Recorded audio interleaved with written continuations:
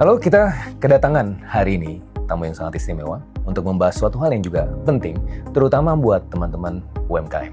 Ya, kemarin baru saja keluar PP yang baru terkait dengan pajak final UMKM dan ada beberapa dinamika di situ. Nah, kita akan bahas bersama orang yang sangat kompeten. Dalam hal ini kita hadirkan langsung dari Kementerian Keuangan, dari Dirjen Pajak, Direktur P2 Humas, Ibu Inge.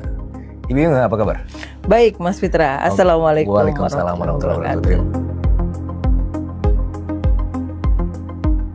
Jadi kalau kita bicara tarif UMKM, nggak ada yang berubah. Tetap 0,5%. Tetap 0,5% sejak 2018 sampai dengan sekarang. Yang dirubah dalam PP 20 tahun 2026 ini adalah sasaran penerimanya siapa saja. Oke, ini kategorinya semua dalam klasifikasi UMKM. UMKM, betul. UMKM berarti di bawah 4,8. 4,8. Jadi kalau kita bicara UMKM dalam konteks Undang-Undang Perpajakan itu adalah omsetnya di bawah 4,8 satu tahun. Dalam satu tahun. Miliar ya dalam satu tahun. Betul. Okay. Dan sampai sekarang di PP 20 tahun 2020 tetap sama. Tetap 4,8 miliar per tahun. Hanya sasarannya yang setelah hasil evaluasi kita perbaiki. Jadi untuk orang pribadi sekarang tidak dibatasi nih Mas Fitra. Boleh selamanya. Sepanjang usaha dia masih berjalan, maka tarif 0,5% tadi dapat terus digunakan. Asalkan di bawah 4,8 Di bawah 4,8 M setahun, dan itu adalah wajib pajak orang pribadi atau PT perorangan, ya kan, atau koperasi. Tapi untuk koperasi diberi batasan 4 tahun maksimal, betul. Nah, jadi kenapa PT sama CV sudah tidak diberikan lagi tarif 0,5%? Karena sebetulnya mereka itu kan sudah kita arahkan untuk mengikuti ketentuan umum dalam perpajakan.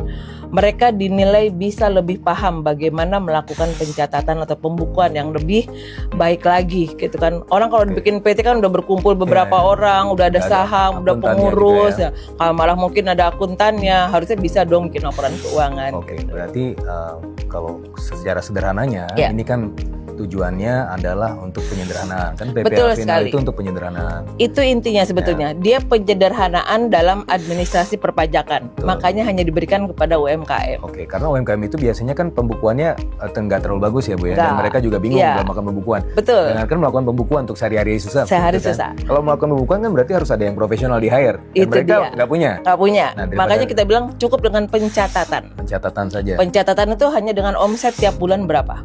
Jadi kalau misalnya kita jualan soto ya, omset sebulan ini kita dapat berapa? 50 juta. Ya sudah, catat 50 juta. Itu dikali 0,5%. Nanti dikali 0,5% bayar pajaknya. Gitu. Nah itu dulu sebelum Undang-Undang HPP. Setelah Undang-Undang HPP ada yang spesial lagi. Ada yang free 500 juta. Di bawah 500 juta itu kan tidak kena pajak. Jadi kalau dia orang pribadi, bukan perseroan, betul, di bawah 500 juta, itu 0%. 0%, betul.